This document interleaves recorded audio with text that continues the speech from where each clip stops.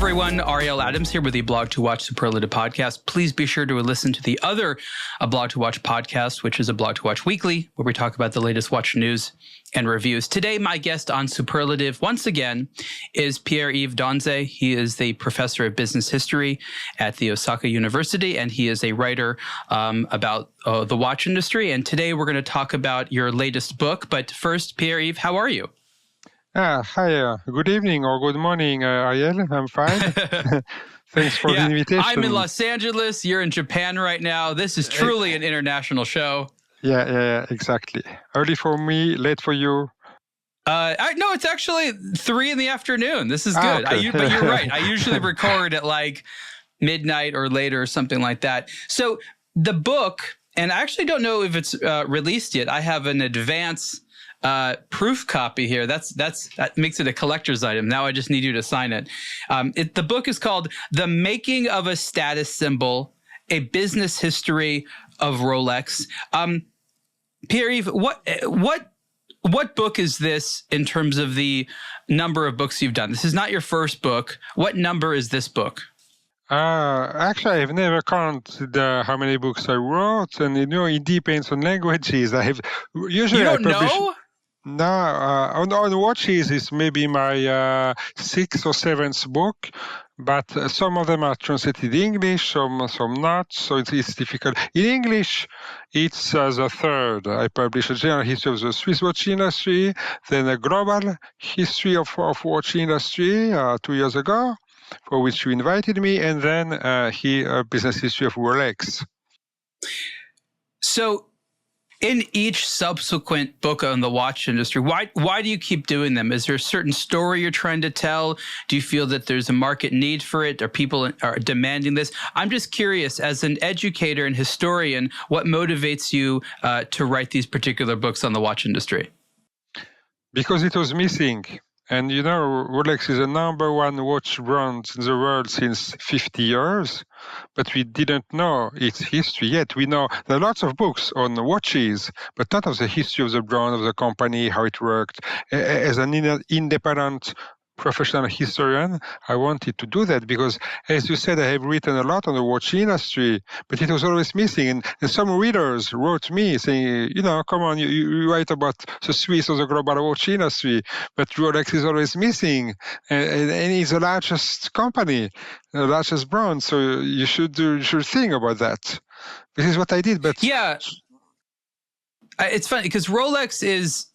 it's not the only watch brand, but it's sort of like the most famous major watch brand. So it's sort of like, the pyramids in Egypt when you're talking about archaeology, right? Like archaeology is almost typified by these objects. They're not the only things, but like Rolex is like the pyramids of Giza to the watch industry as that is to archaeology, right? It's like it's the pinnacle. It's exactly that. But there's also one more point in that most other brands talk about their own history. They have museums, they publish books, they have lots of narratives, but Rolex doesn't do that. Now, there's been a lot of books about Rolex, independent books. Some of them are officially authorized by Rolex. Yeah. I think I want to clarify that this is a book you did on your own. Obviously, you don't need Rolex's permission to talk about Rolex, but this is an independent publication. Yeah, exactly. Yeah, completely. So that's an important thing to make clear. Now, I've had other people on the Superlative Show that have written books about Rolex. It's a popular topic, and one of the things that is important to say, related to what I just said, is Rolex doesn't just open up their doors and say, come on in and write about us. Here's all of our documentation. Here's our archives, our history. Would you like interviews? Sure. Rolex does not make this process easy. So where do you, because you're a researcher, right? Your book is full of citations. Where do you go to get information about this topic when Rolex themselves make it difficult to access? Yes, not only difficult, but impossible. I was unable to get any document from Rolex. But the company is not alone. The company had lots of partners, business partners, stakeholders, and I use the archives of these stakeholders, of the Swiss federal government, the local governments, about some sports agents that worked with Rolex, some marketing companies, advertising companies, suppliers, etc., etc. So actually, if you know well enough the archives in Switzerland and in the world, you can always find lots of documents related to Rolex. So you understand it from another outside perspective, but when you have lots of outsiders combined together, you have quite a proper view over the development of the company. Now, this might be obvious to people in the industry, but I don't think it's obvious to people outside the industry. And maybe it's not that obvious to people in the industry, but why is Rolex so secretive? What is the reason that they don't open up, share, communicate? Do they explain why this is? Do you have any guesses as to why this is part of their policies and culture? They don't explain about that because, as you said, the policy is not to communicate. So they don't communicate also about the fact that they don't communicate. But I have an interpretation that I discuss in the book is that the concept developed by Rolex in the 60s that made them number one, excellent watches for excellent people, requires also that you don't talk about anything. The point is that Rolex was able to develop the best watch. So that's it. You don't need to talk about that. Just look at the product. That's why the product is always at the center of the narrative. CEOs don't need to talk. Just look at the product. It's very, very powerful if you have such a position kept strictly over the long time. So I guess to clarify that question about secrecy, is it more part of the Swiss business culture in Geneva, or is the secrecy something which is special to Rolex? Like, obviously, discretion is a big part of the culture. There's no denying that. But did Rolex add on top of it, or are they acting in line with other Swiss companies in terms of not disclosing information? No, I think it's typical to Rolex. Of course, there's kind of cultural trend in Switzerland to be close to information, but it changed a lot in the watch industry since the 1990s with the shift to luxury, where narratives became a core issue, when communicating is very, very important. And if you look at other brands, most of them are always talking and talking and talking. All CEOs, they just talk about the companies and the actions a lot. So even if there was probably, as you said, a Swiss tradition to hide secrecy of business, the watch industry changed drastically during the last 20, 30 years. Going back to your book, obviously Hans Wilsdorf, who's the founder of Rolex, is probably one of the main characters. But who are the other heroes of the book? Maybe the key personalities who help shape the story of Rolex within the confines of the book? For me, the main hero, the most hidden hero is André Heiniger, who was a CEO from 1964 until the early 90s. For 30 years, he was the CEO when Rolex became Rolex, when Rolex became the number one brand in the world. And he was also the first to hide himself from the public, never talking in the media, and he made Wilsdorf a hero. After he died. And when remind people, when did Mr. Wilsdorf pass away? 1960. Okay, so a few years before André Heiniger took control. Yes, it's very interesting. For 4 years, Rolex had no CEO between 60 and 64. Interesting. Because after Wilsdorf had a few assistant directors around him, 5 or 6, and Heiniger was one of them in charge of sales. He was a salesman. He knew the market. And my interpretation, what I explained, developed in this book, is that Wilsdorf wanted to promote his nephew, as the next CEO. He had a nephew who took the family name of Wilsdorf, but he was very young. He was even not 30, so too young for being a CEO, maybe not able enough. And the owner, Foundation Wilsdorf, the owner of the company, probably didn't want him to be a CEO. And so they supervised the assistant directors, and Andre Heiniger emerged because he was able to control the American subsidiary, which was in New York, which was getting stronger and stronger, but which was autonomous from Geneva. It was not acceptable in the point of view of Rolex. They needed to build a global brand, and the American had also to follow Geneva. And Andre Heiniger was able to do that, together with the advertising agency J. Walter Thompson from New York. So he was a strong man. But if you want to understand why he's a hidden hero, is that because he made Rolex not a watch, but a narrative on social excellence and social achievement. He understood Rolex is not only a watch. You need a strong narrative, different from other brands, to transform a watch into a success story. Now, at the time, a lot of brands were spending a lot of money on marketing. Rolex was just one of many companies. But even compared to other brands, there's a professionalism, sort of a Madison Avenue quality to a lot of the Rolex advertising that is sort of above and beyond even some of the competitors.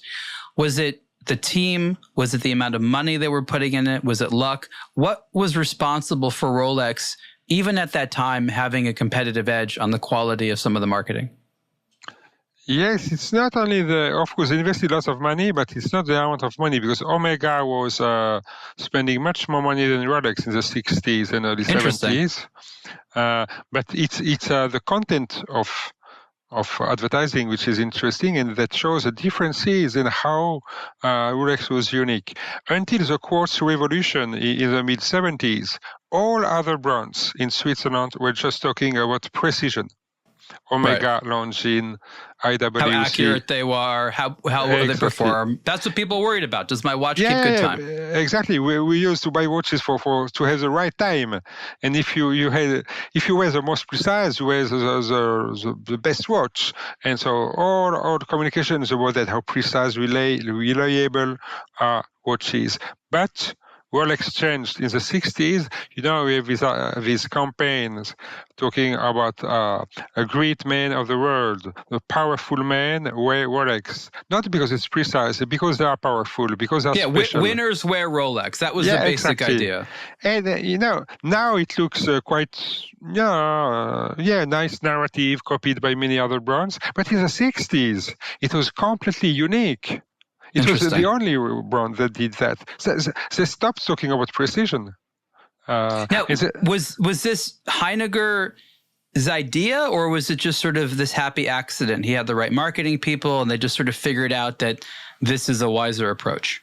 Yeah, I would say both. It's the idea. It's not a Swiss idea. It's an American idea from the marketers from New York. Oh, absolutely. But Heiniger was clever enough to understand how powerful it was, to accept it, and that's how it worked.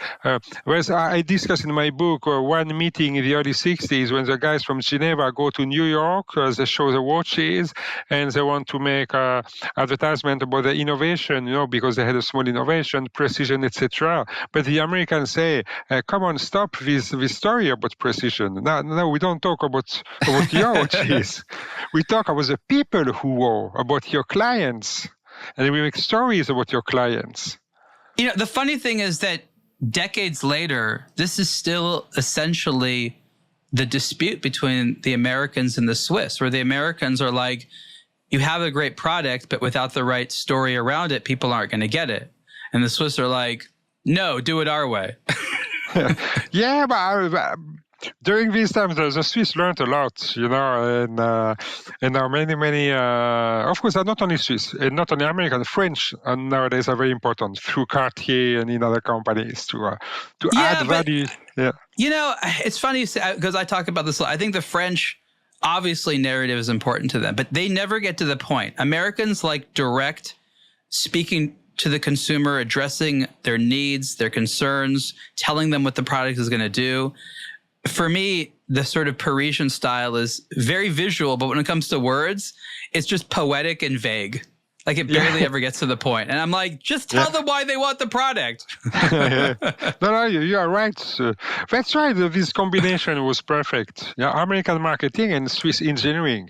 And before we talk more about that element and some of the, the more recent stuff that Rolex has done, which I think is interesting, I want to go back to that era in the early 1960s. Now, one of the things that I feel is very much responsible for Rolex being the way it is, and I don't think it's discussed that much, is the foundation. When Wilsdorf died, as you said, he didn't have an heir. Like the closest person he had was a nephew, apparently.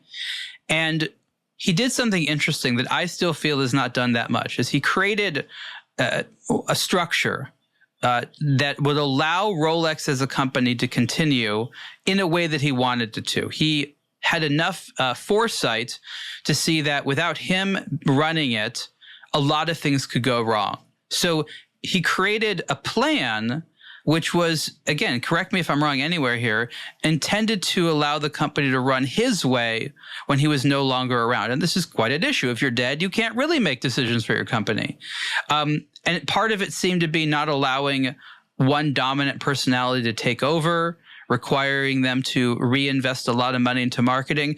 Really, the question is, what can you talk about the structure and how important was this interesting business arrangement that allowed Rolex to have this type of performance? Because I truly believe that if they had different incentives like other companies have, they would not be able to be where they are today if they weren't forced to spend money on marketing, for example. Talk about that.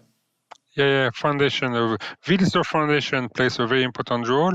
So, as you just said, Hans Wilsdorf hadn't any heir, and in 1945 he founded a private foundation. It's not unique to Rolex. In Europe, in the European industry, there's many foundations, family foundations. The watch industry is an exception. Rolex and Wilsdorf Foundation. The idea is that when he dies, the property of the company goes 100% to a private foundation, which goal is to continue the company. So they cannot stop it, they cannot sell it. They just must ensure that Rolex continues. Why is it important? I think for two important reasons. One is finance, as you said. You don't have to distribute a profit to shareholders so that you can accumulate profit and reinvest it. That's what they do. They give lots of gifts to Geneva and in Switzerland for philanthropy, etc.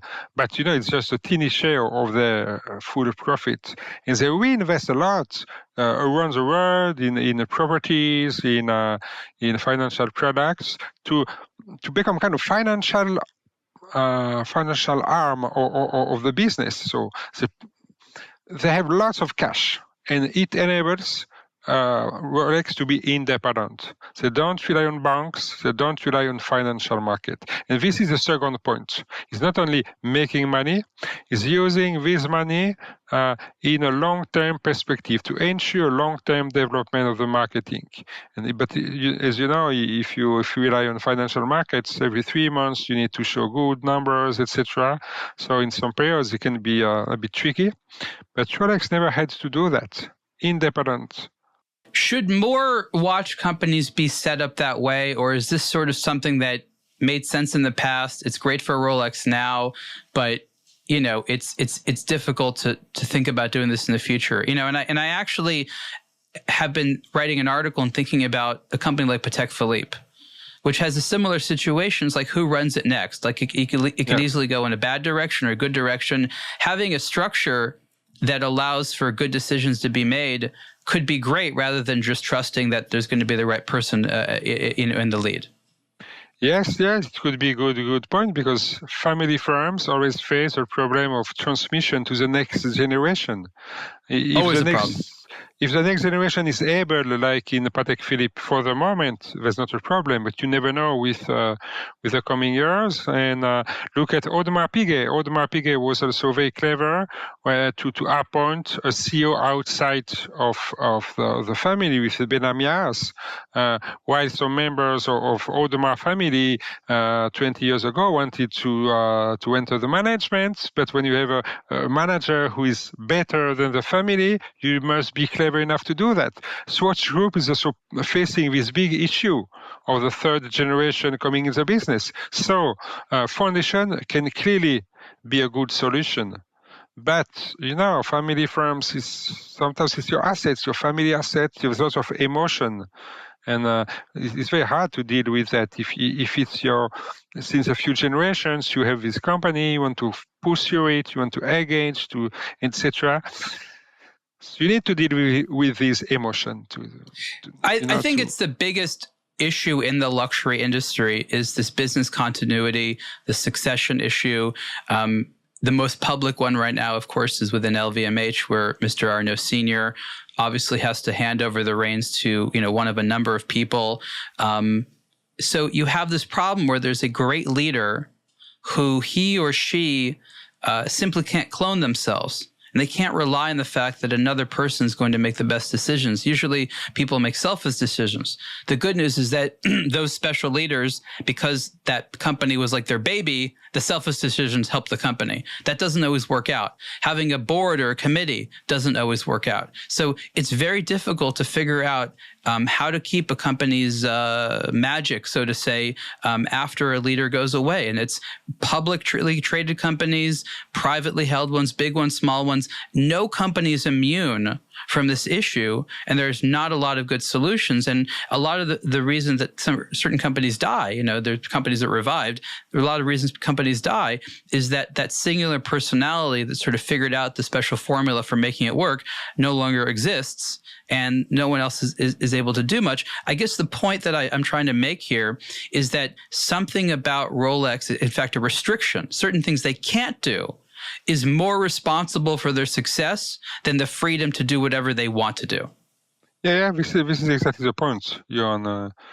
And you don't need to they just look at the right CEO at the right moment to lead the company, and after you must continue the company as it was done. But the foundation doesn't intervene in the operating side of the business. It just appoints. As far as we know, we have no idea. Let's be honest. Nobody outside of Rolex has seen this document, really knows how things work. It is Vatican level secrecy there. Yes, but if you look at the profile of the members of the board of the foundation, most of them have no idea, no experience about watch and luxury business. It's more finance side or laws. Yeah, but I think also, they have a lot of vanity members of the board. People that just meant to look good, tell them, Rolex likes to feel like they're do-gooders. So we need people on our board that can help us where to put money. And they have all these initiatives and things like that. And again, that goes to the second question that I have about this element of their structure. And you talked about how much money they have. What is special about Rolex in terms of their ability to simply always have so much cash? All these other watch brands seem to pretend like they have money and never do. Rolex genuinely has a lot of money to play with. Again, what is it that they've done so different that allows them to seemingly make that much more cash than so many of their competitors?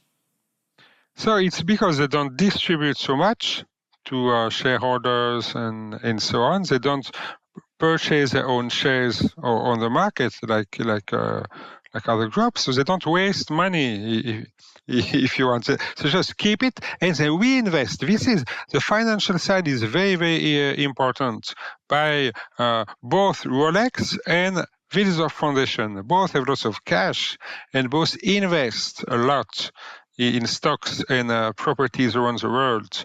And, it may be, as we don't know anything about the financial side, but we could argue that Rolex has become a financial company that makes watches. It's not only a watchmaking company that have lots of cash. Finance must be very, very important.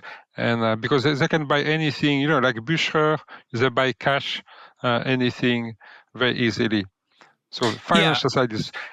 And one last point about that, this is why also after Andre Heiniger retired, his son, Patrick Heiniger, was next CEO of Rolex for about 15 years. He was a lawyer and specialized in business and finance. And it's not by chance that he retired in 2008 during the global financial crisis, because he must have made some bad investments and we needed another guy to be CEO. The next CEO after Patrick Heiniger was the CFO of Rolex, the Chief Finance Officer, to rearrange the finance of the company. So finance is so important. And Mr. Dufour, John Frederick Dufour, who is now the acting CEO, he was from Zenith before that, and apparently he's been quite successful at Rolex.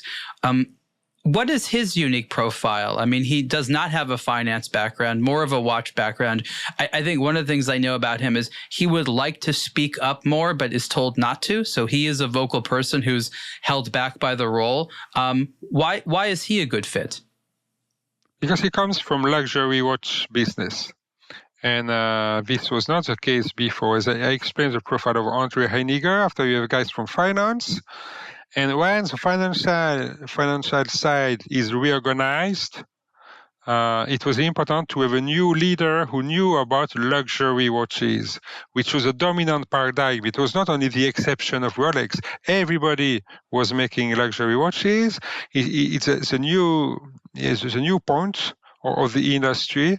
And then Dufour had this experience about retail. He developed retail also for Chopin, I think, before Zenith. He knew how to manage luxury brands, and he knew that luxury management is different from managing a common good. And all his actions during the last 10 years are based on good knowledge on modern luxury management. What changes from your perspective has Mr. Dufour done? Each CEO obviously has his own particular style. As you said, he comes from watches and luxury as opposed to finance. Given your research, how is he changing the company, or at the very least, what direction do you feel he's trying to take it?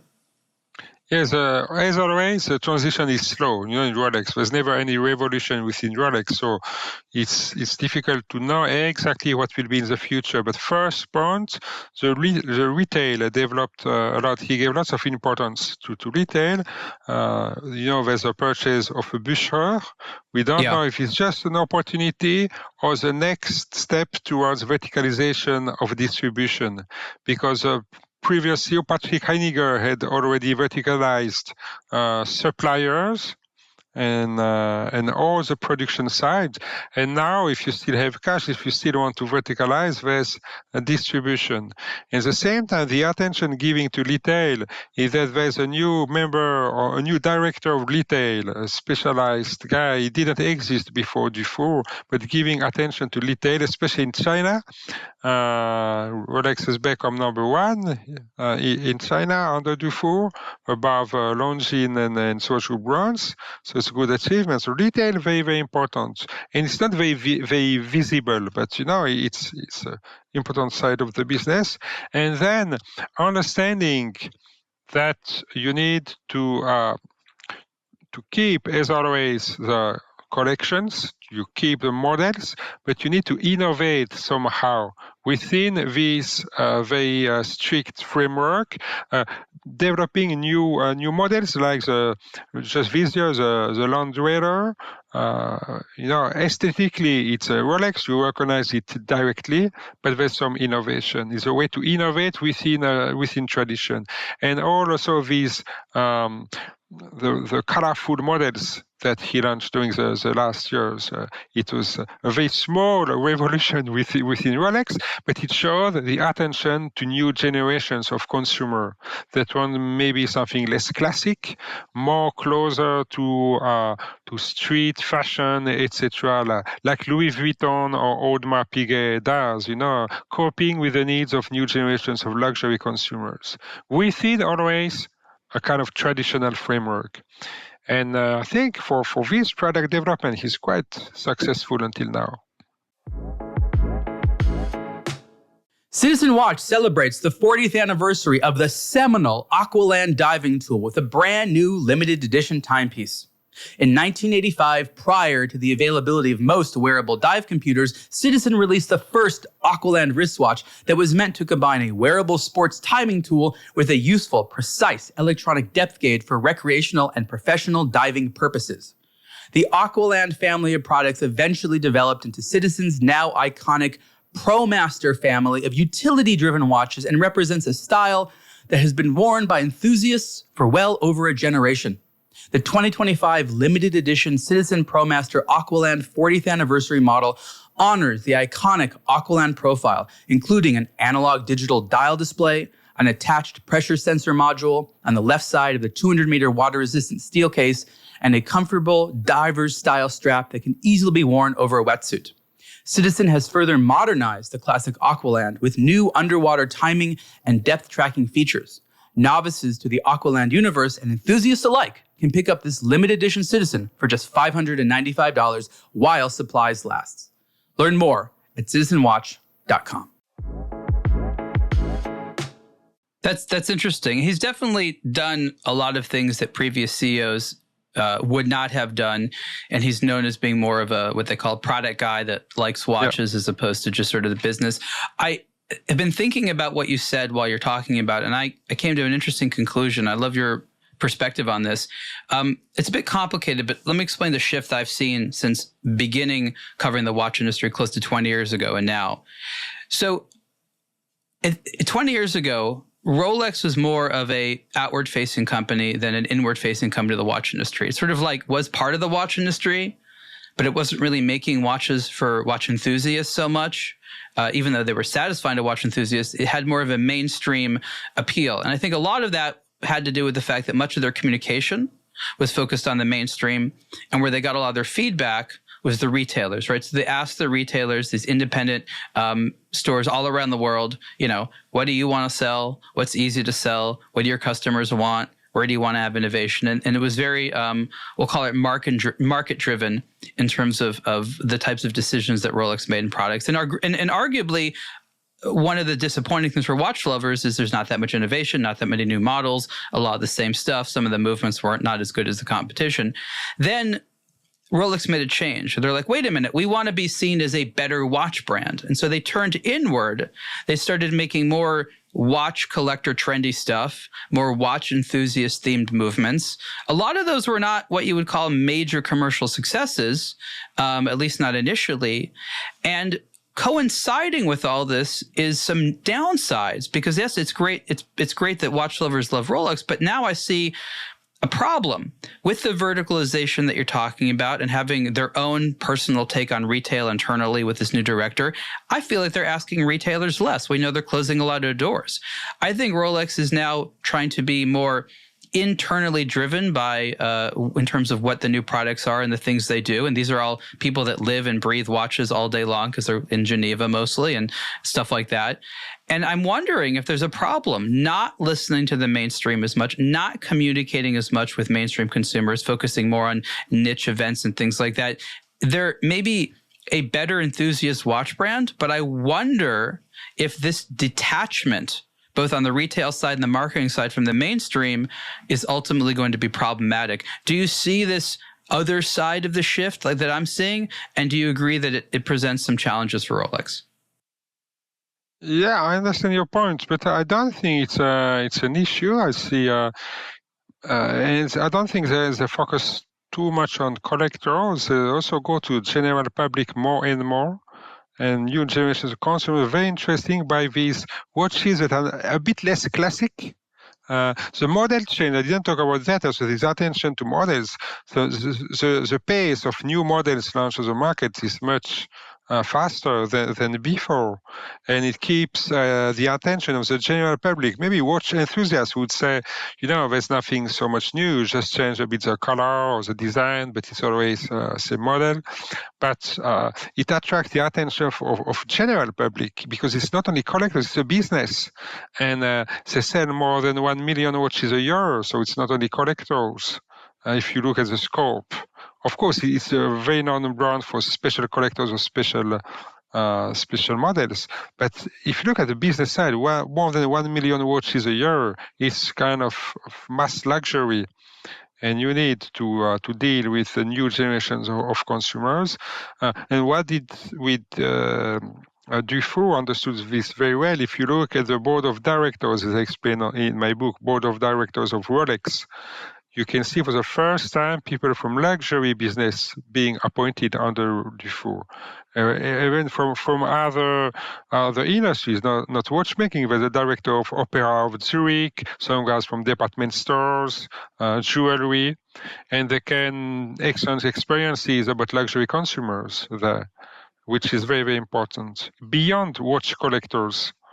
Yeah, that's good to hear. But I think you'll agree that as a company like Rolex pushes for more control, part of that is by definition less listening, right? If you control what happens in retail stores more, if you control the product design process more, you're listening to third parties less. And I firmly believe that someone living in a local environment understands the consumer a little bit better than a company training manual designed to work anywhere in the world. And and it's not just that, it's communication as well. For example, Rolex over the last couple of years has had their own magazine. And I know in their mind, they're like, oh, screw trying to put stories in other publications. We'll have the exact story I want. But because it's crafted their way, much fewer people actually see it. And it's not written to the expectations of other audiences. It's written by them, for them, not necessarily caring if anybody else wants to read it or access it or anything like that. And I see that trend as well. And as a communication professional and a member of the media and someone that wants more and more people to hear about watches, that concerns me. I see that as being a negative trend. Yeah, I understand completely your point. I think company can afford doing that now because they dominate consumers. People are queuing up to buy Rolexes. So they're in a good period to afford doing that. If consumers start to stop queuing up to buy Rolexes, maybe the relation with consumer will change again, and it will be important to listen to the voice of retailers and local markets more. But now they dominate clients. Yeah, but this is where sort of the aggressive Swiss finance policy comes in. When times are good, we share less. That's kind of immoral, right? But it's not only, it's also one of the rules of luxury marketing is that you must dominate your clients. Dominate your clients. Is that okay? Explain that. That sounds different than dominate the competition. It's exactly the words used by the gurus, luxury marketing gurus, Cap Ferrer and Bastien in Paris. They say if you're a real luxury brand, it's a bit theory, but you should not listen to your consumer. If they want your product, they will buy it. But you don't make what they want to buy. You make what you want to make. And then okay, but that's different than not listening to them. I feel like, for example, the industry likes saying consistency all the time. And that makes sense in some ways. That doesn't mean do and say the same thing over and over again. That just means maintain high quality. Yeah. I agree with you. So, okay, so that's an interesting point. Again, the reason I'm asking is because I feel that the strongest times of Rolex's history are when they relied on these external parties. Like you said, the American market and American messaging combined with the Swiss manufacturing and all that led to the success. But after they achieved the success, they closed up, stopped asking other people for input, and just assumed that success would maintain. When I would say that Rolex, with the current demand, in a lot of ways, it wasn't their design. They kind of got lucky. They're benefiting from it. But some of the recent success that Rolex has had has not been a Rolex invention. You could say, of course, they prepared for it, but they were just sort of properly aligned within a geopolitical and economic context that they did not create or could really anticipate. Yes, but I think it's part of the success story. It gives lots of power to the concept and the message on excellence. Because if you have achieved excellence, why should you change? If you argue indirectly that your watch is the best, your watch is perfect, if you achieved perfection, what should you innovate? So it would mean that it was not perfection before. And so this way, as I explained, I talk about a conservative policy of product development with innovative communication strategy. And but being conservative for product development was very important for Rolex because it fits with the message on excellence. It's interesting. When you think about the product development, it is known that Rolex has a lot of technology they developed that are not currently included in products. And people always, why? Well, as you said, they're being conservative. They want to make sure that Rolex watches are better than the competition, but they don't need to be vastly better. As the competition steps up, then Rolex will step up too incrementally. All they need to do is be a little bit better than the competition and a fair price. And that's enough, right? They don't need to go wild and crazy. They can be more, as you said, restrained and conservative and slowly innovate while spending most of their time focusing on maintaining brand desirability. Yeah, exactly. This is the point. Innovation, they innovate a lot, but it's more, technological intelligence to be able to do something if one day it's important. We saw it with the quartz in the past. They invested massively in developing quartz watches. They made a few, they launched a few. They know how to do it, but after back to mechanical watches. But they mastered this technology, and they do it for lots of different areas because it's a big company. They have enough money, and as long as it's watchmaking, they invest in anything. It's the same for chronometry today. It's amazing. It's not known so much, but they invest even in the equipment to control precision of watches. You may have heard about Metas in Switzerland, the competitor of Kosk. They developed also some equipment for Metas to measure precision of watches. So as long as it's for time and measurement, they invest in anything. They want to control everything. I think an interesting story to mention on that is that in addition to producing watches, Rolex makes other things. And two of the most important things they produce is one, tools to help them make other watches, right? So they make and invent a lot of their own tools. And second, the displays and fixtures and the little items that go in their stores. So they both make stuff for the retail environment and stuff to make their watches. That you make the things that make your products as well as display your products, that's a huge level of investment and commitment.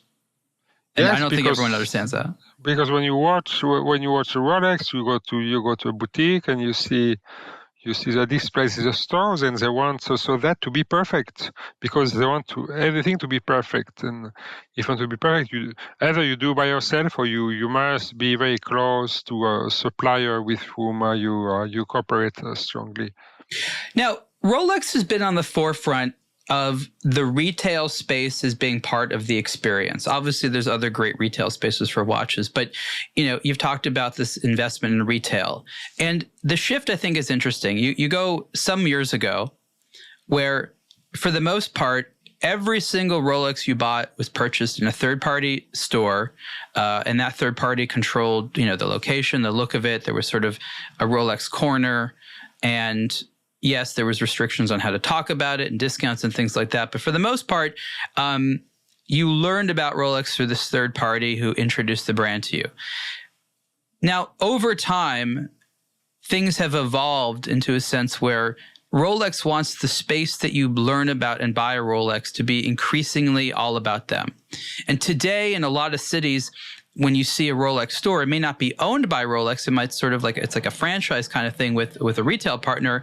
It's just Rolex. It's just Rolex signage, or the entire section of the store is what they call a shop in shop, which is just Rolex branding. It feels like you're sort of in their own environment. And I think that Rolex and some others are seeing this retail side as being really important for the whole experience. Now, here's what I want to ask you. What is their intention with it? It's not so much education. Rolex has these little exhibitions that are good at educating, but still, it's hard to get people to sit there and read a bunch of little plaques about history of a watch. Yes, it's an exclusive environment where they don't see competition, but I guess the question is, what is really their theory behind wanting to control the retail space and are increasingly disinterested in other watch brands being around them in any way, shape, or form? Yeah, for me, the most important point, the most important reason is competition, I think. Of course, as you said, it's not storytelling within the store because it was already done. The story is very simple, and it was well explained by independent partners. But it's like suppliers of parts in the 90s. If you don't buy them, a competitor may buy them. And you may be a loser in a long-term perspective. So controlling more and more through buying, through different other arrangements, controlling the retail space is not only to control the story and everything, it's also to avoid losing these places. Because competitors have also lots of cash. We have LVMH, we have Richemont. And if you don't want your independent retailers being purchased by these competitors, it's important to make sure that you can continue business with them in a long-term perspective. Yeah. Rolex especially has seen to invest a lot in physical retail, not just them, but through their partners. And I think, again, something that not everyone knows is that when you are a Rolex retailer, you are still obliged to do a lot of things that Rolex tells you to do. You're not really independent. If, for example, Rolex wants you to renovate a space, you basically have to do it. So in a lot of ways, Rolex is, in a sense, controlling it. And so what I've seen since the pandemic to now is more and more investment in the retail space, not just opening up new ones, but huge amounts of investment into it. And I think that's actually less money is being spent on traditional forms of marketing, billboards, large advertising campaigns, things like that. We know that Rolex allowed the Formula One relationship to be given up to go to LVMH. I agree that the amount of money was too much at that point. But I've seen this sort of shift where Rolex now thinks that its in-person advertising is the stores as opposed to these other things. I don't know if it has the same effect. I'm just wondering if you've determined and come to the conclusion that there's this shift of investment in what we'll call real world advertising to being the store themselves as opposed to signage and traditional types of banner advertising. Yeah, this is probably linked to bring back consumers to stores after the pandemic, as you mentioned. And so for that, you need to increase the offer of user experience in the store. It's not only a common shopping space, so it must be bigger, brighter, always renewed, etc., etc. So this is probably why you can observe this kind of shift of investment from billboards to stores. I didn't look specifically to this side because, as you know, there's not so much data to be sure that we can see that. We can observe the around us. Maybe you see it in the US, which is, it's one of the most important markets for Rolex and others. But in the US market, changes are faster than elsewhere. So that's why maybe you observe it easily. I think in European cities, it may be less evident because stores were renewed, I think, also before the pandemic. I'm trying to do the pre-academic stuff, right? So I look at these little signals and I try to think what is going to be a trend. And then when there's more data available, people like you come in and start to come to some scientific conclusions. You are very important to give ideas and to tell us in which direction we need to look at. It's an interesting thing that Rolex is doing. And again, it causes me some concern because they are... this retail experience that they're putting so much effort into, what I recognize is they don't want people to buy their watches online still. This is still a huge issue with Rolex. They obviously, you can buy a lot of Rolexes online. You cannot buy Rolexes officially online. I'm not entirely sure about the Rolex certified pre-owned, but even when Rolex admits many people are going to form their desire for Rolex online, they've invested heavily in their own social media presence. They do not invest in advertising, which is quite regrettable and a different issue. But they recognize that people are learning about their watches online for sure. But they still have a huge push to make people want to go buy that watch in the real world, even when over the last several years that experience has been kind of nasty. You go into a store, they don't necessarily have the watches. There's a little exhibition only sign. There's some type of wishy-washy way of getting on a wait list. It's kind of an unpleasant thing. It's a little bit sleazy at times. And going online makes the consumer feel like they're more in control. So I guess that's the interesting thing right now. Consumers of luxury are the happiest when they feel they're in control of the transaction. Luxury brands are happiest when they feel they're in control of the transaction. And I feel that that is now the battle right now with Rolex. It's between them and the consumer. Who's in control of this transaction? And it's a larger question between luxury and the consumer in general, where brands are like, no, you can't have it. And consumers are like, why would I buy something I can't have? And I think that's the battleground right now, isn't it? Yeah, it's an important point. It's related to what I talked about, the need to dominate your clients. So they don't decide what they buy. We decide who will buy our product. But you agree the consumer doesn't like this. The consumer is not happy about this arrangement.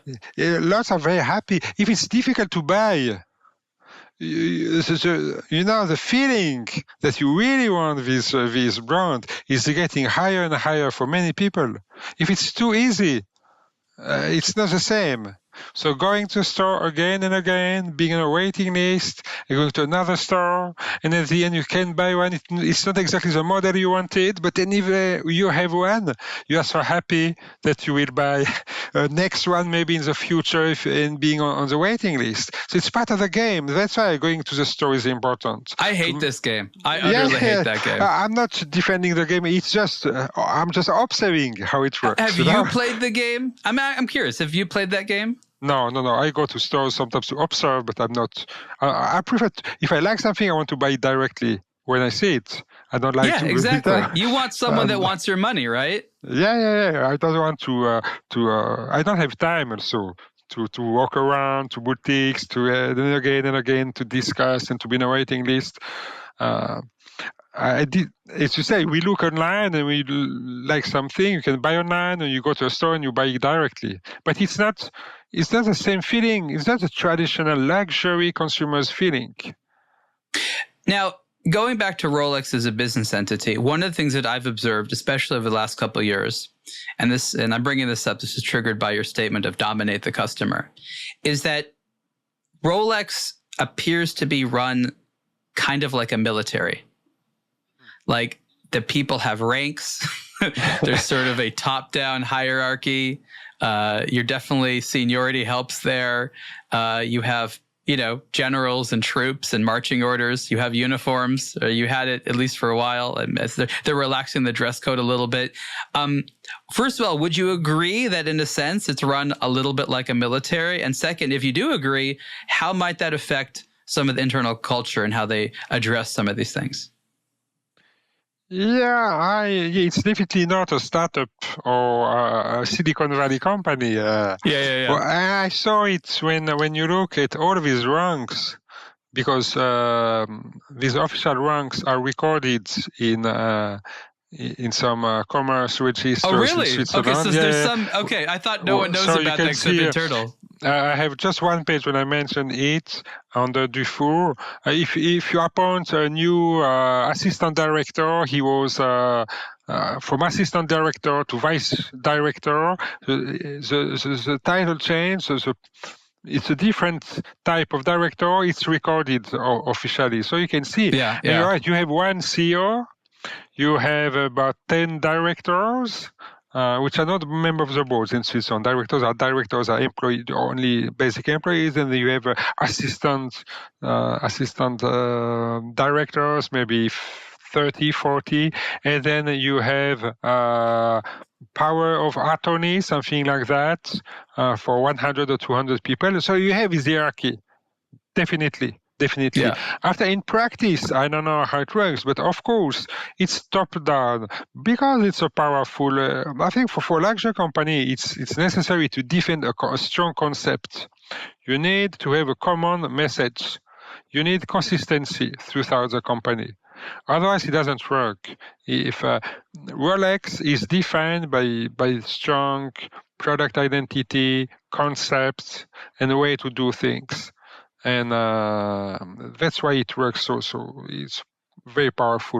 Of course, you may say you lose some innovation from the middle management or somewhere, but this is not the point. If you have innovation, it's decided as a top. And I'm not sure it's military always that they never listen from lower management. It's in practice, I'm sure. As long as I know, some people in the company or in Switzerland, they cooperate. They don't stupidly obey order. You can cooperate and make things better. But because it's also a consensus culture, so you have to get all these people to agree to things all the time. Exactly, and the top thinks about lower people. So it's not an American style of management. And something important to remember, to understand why you have all this hierarchy, it's a huge company. It's 7,000 of people. So, you cannot run it as a startup. If you have, in Geneva, I think it's about 5,000 people.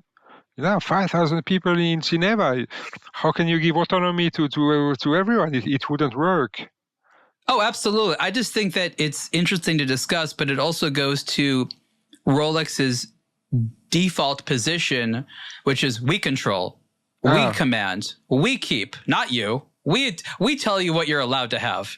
And again, it goes back to that kind of irony of, hey, everyone, when times are great, we're taking even more and sharing even less. Oh, but when we need you, we'll share a little bit. And I think that's been an issue, not just with Rolex, but with other luxury companies, not just Swiss ones, which is they need people up until they have success, which incentivizes people not to help them get success, right? If I knew that when I make you famous, you're going to drop me, why would I ever make you famous? Right? Yeah. So I think that's the fatal flaw in the sort of militaristic approach they have, is that they don't know how to create allies. They know how to create temporary, mutual efforts, but there's no alliances. The tide does not lift all. And I think that's a flaw today when, again, the United States and other markets continue to be important. Switzerland, from within Switzerland, does not have that much control over their profits. They can make good stuff, they can control distribution, but it's up to the economies of different markets. Yet they don't want to hear from those markets or share with those markets. And I think that that's an issue that's going to continue to cause the industry problems. Yeah, but I agree with you. The luxury industry is full of paradoxes, and this is one important here. But as long as it works, as long as it's growing, there's no need to change this way of doing things. Now, should Rolex today re-examine its policies about not talking about its history? Obviously, they know that the brand needs to be made more sexy. A lot of brands have gone through that process by identifying individuals. Obviously, they have their testimonies, which is their internal name for ambassadors and things like that.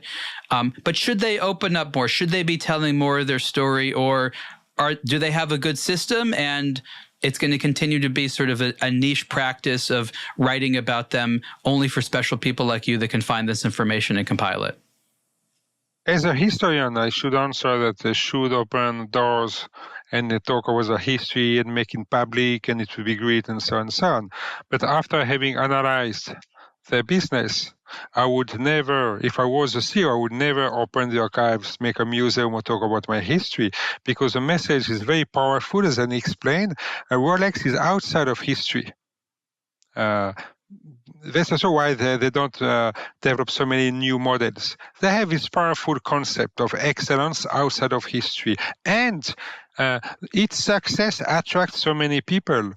Historians like me, but also collectors. There's so many books of collectors, there's so many blogs, so many information. There are good books, bad books, anything. And it's from outside, from behind. It's supported also somehow by Rolex, providing pictures and something like that, because they benefit from that for all this attraction. People talking about details. Is it true or not? It gives a kind of mysterious atmosphere on the brand, which is quite powerful. And it's better if it's not told by the company itself, because even if the company starts to make a museum or publish books about its history, it will be discussed by the community of bloggers and so on. So it's better not to do. Someone else will do, and you can keep your position with secrecy. Pierre-Yves, last question. And I think that Rolex has already been faced with some of these issues and will continue to face more of these issues. And I'd like to hear your thoughts on maybe how they should respond to it. And here's the context. The watch industry is going through a period of consolidation, necessarily so, because once again, they've made too many watches. There's too many brands, not enough people to buy these watches and things like that. Rolex is going to be asked by a number of different entities out there, whether it's suppliers or different types of companies, to help them, to buy them, to give them money, to support them. Rolex has the money for it. Rolex probably has the ability to help a large amount of the companies in this space continue to exist, and not just suppliers, but media companies, distribution companies, just different types of entities that help the watch industry go around. To what degree should Rolex help these companies? Should they? We know that they bought Bucherer out of a desire to maintain stability, not as a money-making proposition, but as a desire to allow them to control something or have something stable, which is important to them. I guess, again, the larger question is, how much will Rolex be forced to be involved with these other companies, because without them, they'll go away or be under a control or ownership in a way that will not make Rolex happy, if that makes sense? It makes sense, but it depends on the industries we talk about, with the business and activities. They help a lot suppliers, because they don't control everything. For example, machine tool makers or the producers of special tools for machine tools. It goes very, very far. They cannot integrate everything, of course, but they help these suppliers and second-tier suppliers. And I think they continue to do that. It's not my position to say what they should or shouldn't do, but it is very important for the Swiss watch industry, not only for themselves to do that, and they help these suppliers. They are not by buying them, but making lots of orders to make stocks in advance in period of recessions, etc. For retailers, it's the same. You can help them to maintain the infrastructure surviving. But what is more difficult is competitors. Would you buy other brands and make a group? I don't think so. They're already struggling with Tudor, and it's not their mission to make a group. It's a single brand, single independent brands. Companies like Audemars Piguet, Patek Philippe, Richard Mille, etc., are the strongest today. And it's not their mission to save all the brands. What they do somehow is supporting each other through management of events. I'm thinking about Watch and Wonders, in which it was the rules of this event is Richmond Group, a few independent, and Rolex arrived, made it a big event. And this is a way to help the Swiss watch industry. for other brands, not buying them, giving money, but making joint events possible to support the image of the Swiss luxury watch industry. So Rolex is definitely starting to do some of that. You're saying that they, of course, need to be selective, but they are falling into the role of being an actual leader of a community rather than a dominating company. Yes, and we're talking about secrecy and the absence of CEO Dufault in the media. One of the very few interviews he gave in Swiss media was to talk about Watch and Wonders, not to talk about Rolex. So the pirate statement, that's what you're referring to? No, but it showed his will also to establish as a leader of the industry.